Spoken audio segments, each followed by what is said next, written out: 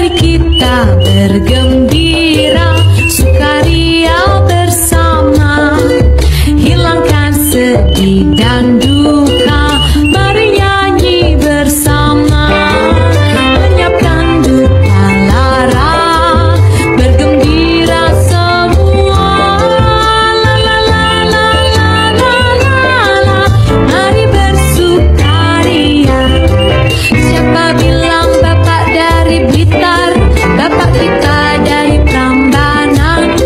Siapa bilang rakyat kita lapar, Indonesia banyak makanan?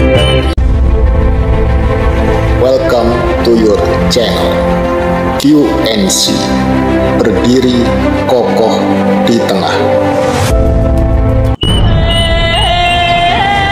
Jadi kalau hari ini kita melihat situasi seperti ini kok terasa sama, banyak kesamaan situasinya itu.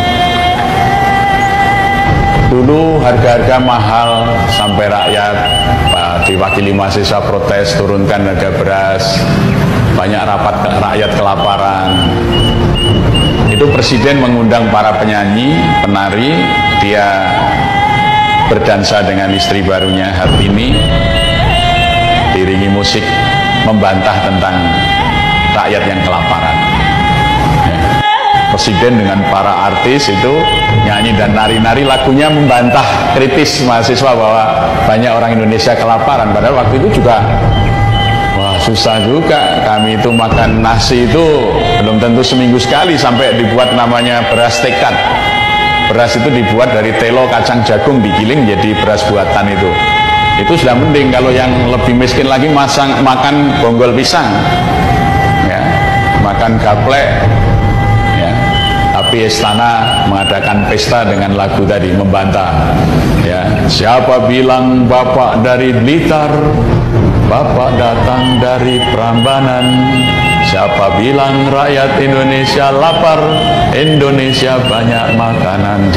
Nah, tahun 50 itu PKI mulai kasak kusuk bahwa sesungguhnya PKI tidak bersalah, PKI tidak memberontak. Itu provokasi Hatta saja, karena Hatta membuat itu, mau milih Musso atau milih Soekarno-Hatta, ya. Yang disalahkan Bung Hatta, bukan PKI yang memberontak.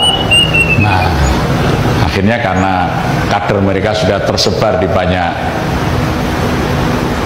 ruang-ruang politik, maka akhirnya mereka menyatakan PKI dibolehkan lagi eksis.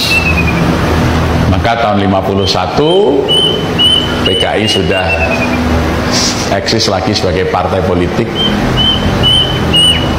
setelah Aidit menulis buku putih untuk mengatakan PKI tidak bersalah dalam pemberontakan Madiun, tapi yang salah adalah Hatta. Hatta disebut melakukan provokasi gitu.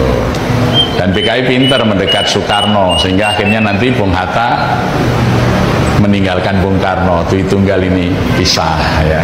Jadi itu hebat, itu bekerja intensif di kalangan musuh itu begitu.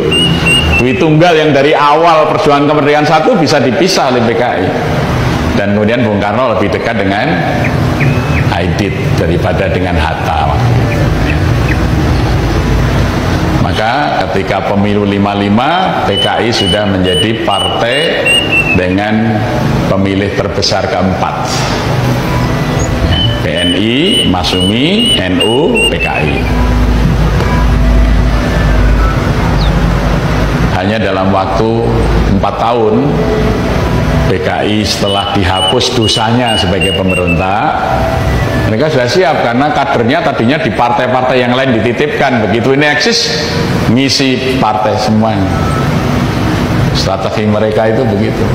Seperti kalau bahasa Jawa itu, PKI itu seperti emprit gantil. Jadi menetaskan telurnya di sarang burung yang lain.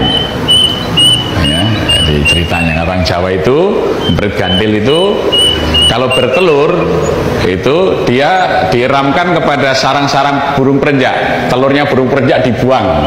Jadi nanti kalau menetas bukan anak perenjak tapi anaknya emprit gantil ini. Jadi ini strategi ini ditiru oleh PKI. Jadi kalau PKI belum bisa eksis, dia mengeramkan telurnya di partai-partai yang lain sampai menjadi tokoh-tokoh puncak di partai itu. Nanti ketika lewat partai-partai itu memperjuangkan supaya PKI bisa eksis, dia kembali ke sarang apa? Ke bentuk aslinya. Partai-partai yang lain ditinggal kosong itu nanti. Nah, itu strateginya begitu.